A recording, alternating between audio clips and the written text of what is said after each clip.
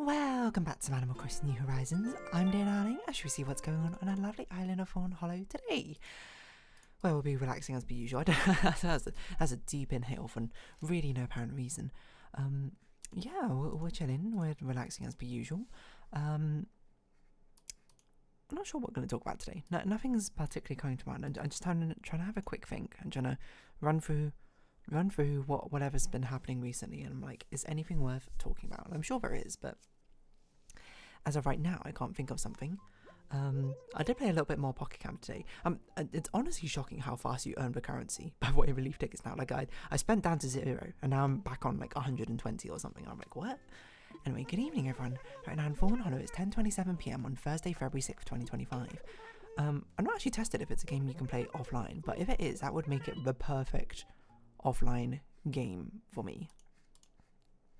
Because I've talked about, like, I want a game or something I can do on my phone offline. Previously, what it used to be, back when we writing group was a bit more active, is I would used to write on my phone. But as of a moment, it's been like, oh, you know, I haven't. What do I do now? Because like most of the things I do on my phone, like recreationally, would be like mobile games or something. But like so many, or almost all of them, require internet connection. And it's not like I always have internet connection, which is the main reason. Like I would be on my phone, not the main reason, but trying to do something on my phone. Anywho, but yeah, it's crazy how much of a glow up Pocket Camp has had since Pocket Camp Complete, because it's really weird because it's still got. The thing that's strange about it is it's still got the same vibe of like playing like a game as a service gacha game.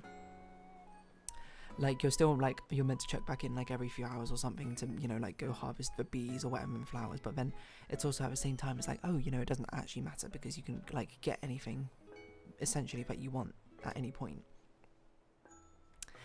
Things are essentially not really limited. I mean, they technically are, but it's more like limited rate up, I would say, but they're not actually limited anymore. So it's bizarre, and it's also crazy how many things are sort of like released all at once, which honestly and obviously is a good thing, and you know is the whole purpose of it becoming Pokemon Complete, right? But yeah, it's just sort of surprising, if anything. It almost feels like unknown. It feels like a whole world out there which I wasn't aware of. I don't know what this accent is, don't even ask. But yeah, what should we talk about today? Or what should we talk about full stop today? Great question, don't have an answer. I'm thinking. If I can think of something, because that would be really helpful. Let's go to r/games, let's see what people are talking about. People are talking about the Genshin Impact patch. The new one, which is coming out next week, I guess. That's nothing crazy. Metal Gear Solid Snake Eater? I don't know what that means. Well, I mean, like, I know what that means, but I've never played it. Civ 7 opens to mostly negative reviews as players called it an unfinished mess. I didn't even know Civ 7 released. Like, I knew it was coming out, but I didn't know it was like actually out. Which, oh, you're gonna get advanced access. £90. Oh my god, this game is expensive. £60. Pre-release review. Everything is.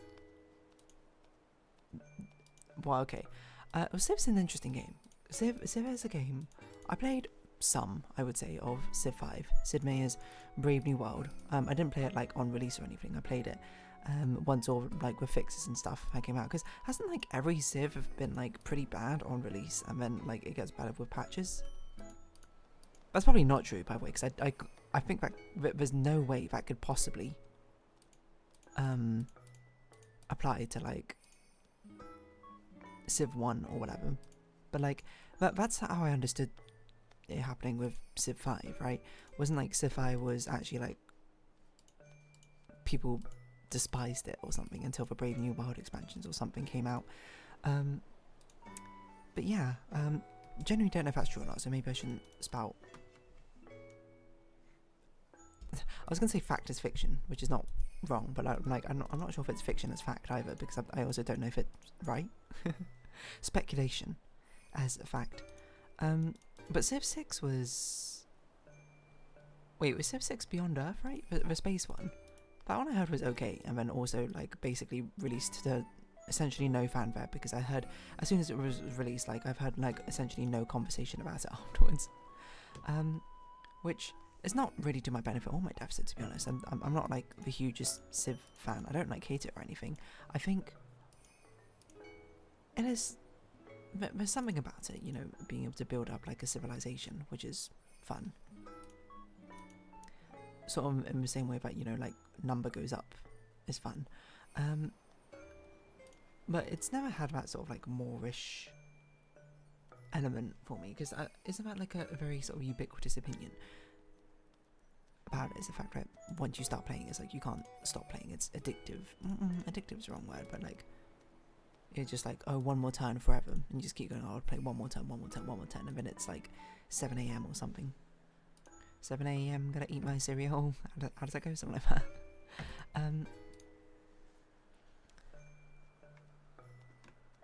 Yeah.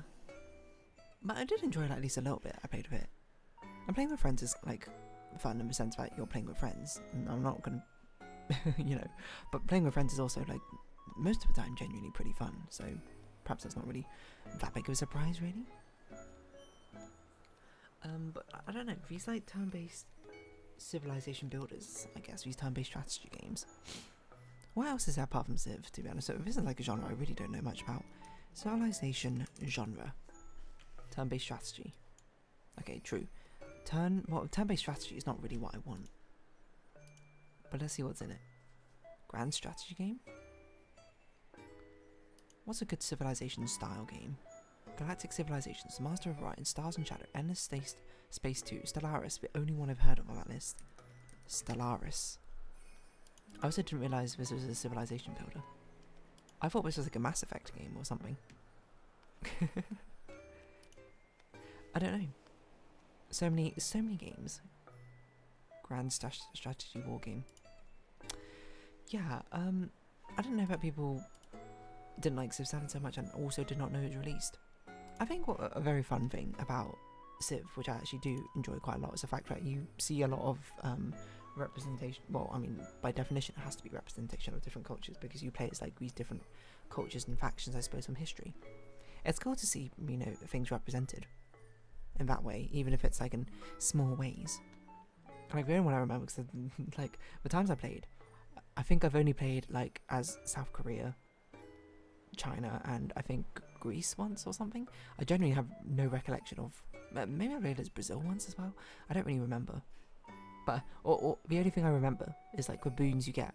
The Chinese one is you get like the paper maker or something, right? Something about paper making, and then you get like some crossbow units who like can attack twice and they're like really strong in the mid game or something. South Korea, I don't even know what South Korea's boosts are. I just know that they're pretty good for like a scientific victory, which is the one I like doing, because that, like, you know, researching and getting the tree done, because again it's sort of like incremental based, isn't it? I feel like, you know, doing the science victory is my favourite, because it's sort of like fulfilling out a skill tree. I guess the goal isn't to fill everything out, but it's kind of like that. And then the culture one I think is kind of cool, but I think I didn't understand the mechanics of it enough. Wasn't there like tourism or something in Civ 5 as well? I don't remember the difference. I remember there being like golden ages or something, which I think that was like the strategy for Brazil, is that you're meant to like chain these golden ages to get like a crazy something to do with tourism. I'm here vaguely talking about strategy, which I don't even remember, and also I don't really know what the meta is for Civ 5 or anything really, but I assume there must be a competitive mode. If there isn't, there should be. I don't see why there wouldn't be. I guess the games would probably take so long, now I think about it. How long does a Civ 5 game take? 3 hours. Anywhere from 5 to 10 hours. Yeah, I think that's a big part about why I don't play as much Civ, is the games are just too long. And I don't necessarily mean that in a bad way, it's just more like not for me way, right? you absolutely can play a game for that long if you particularly want to. I see no reason why you couldn't, why you shouldn't. But it is also the sort of thing where I was like, I'm not sure if I would want to play a game for that long, continuously. I think part of it as well is also because a lot of the times I was playing with people who have played a decent amount of Civ before. But when it's also like, I don't really know what I'm doing, but why, when you're locked into a game, at some point, you know, the incremental bonuses that happen is you just end up falling behind. But when you're also like, I don't really know why I fell behind, because this is like, technically like the second game I've ever played, because these games take too long. At which point the optimization problem becomes a bit less interesting for me. Because I'm just like, oh, I've already messed it up, I suppose, at this point. Which is one of the biggest appeals for playing, apart from playing with my friends, of course. You know, that is often the biggest appeal. But I'm sort of just like, I'm trying to dissect right now, why don't I play more Civ? Because part of it feels like maybe it would be my sort of game, you know, the sort of like optimization problem is essentially what's going on. But at the same time, I don't know, it didn't really appeal to me. But there are some like games just like that, games which seem like your cup of tea but just don't end up appealing to you. Like, I think a lot of people probably would have said that Stardew Valley seems like your sort of game. You referring to me, dear darling, I don't know why I don't know why I referred to myself in second person. That's probably one of the most confusing ways I could have said that. But Stardew Valley, because I mean it's a game sort of like, there's like, at its core essence is like a sort of like optimization sort of thing, where you're like a tycoon game, right? You're trying to build up a business, grow things, sell things, etc, etc, etc. And then it's also like got the best of both worlds, because it's like, oh, there's like a visual novel component to it as well, where you can talk to other people, you have these festivals, and you have like a nice connection of it with people, which, you know, I like my story-based games.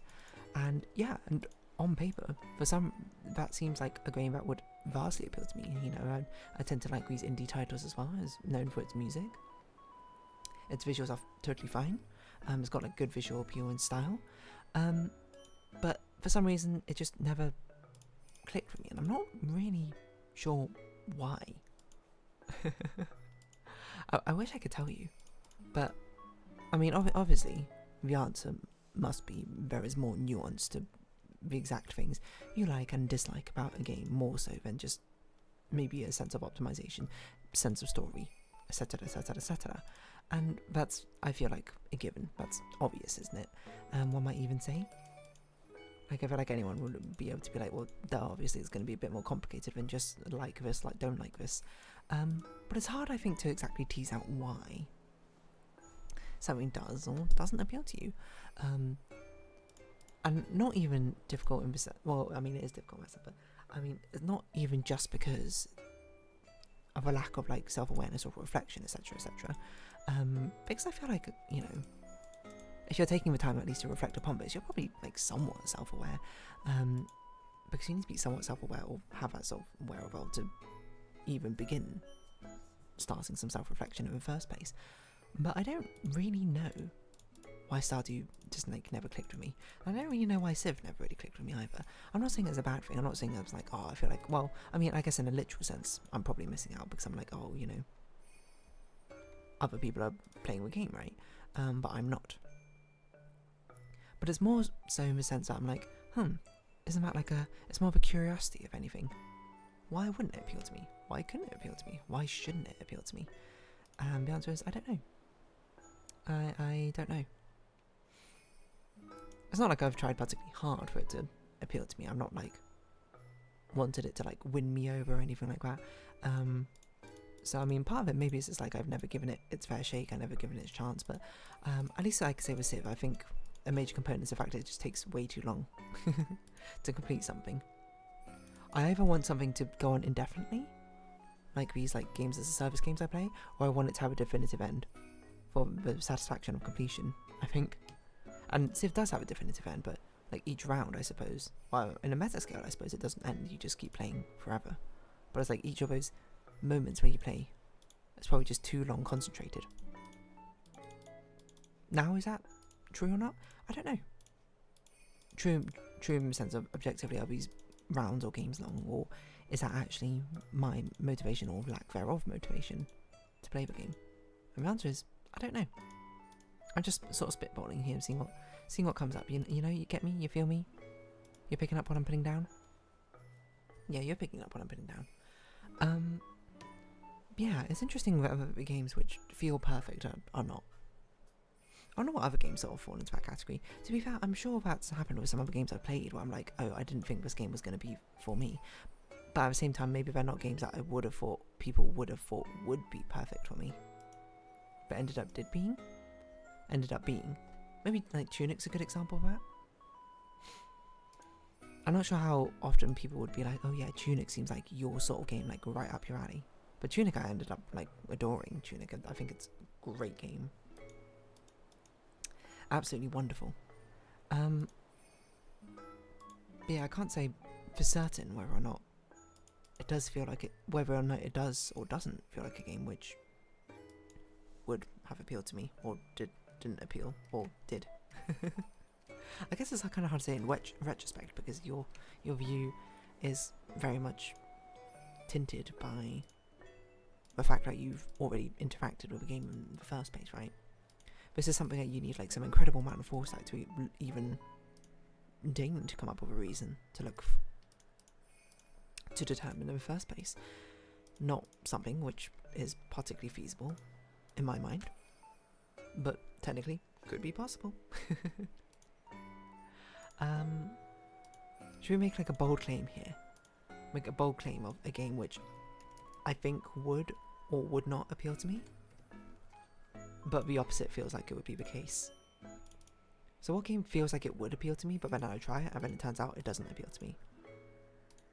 You know what'd be crazy? Something like Disco Elysium. I've been recommended it so much that I almost, it's not like I feel like it's cursed or anything, but I wonder like what happens if I end up playing it and I'm like, oh, you know, it's kind of not my jam, you know? That'd be crazy. In a good way, in a bad way, I don't really know, but it would just be wild to think about. I don't remember I have Disco Elysium. I think I do, but who knows? Anyway, on that note, I guess I'll round this episode off here. So, if you have been watching, thank you very much. It's been Animal Crossing New Horizons. I've been Dear Darling.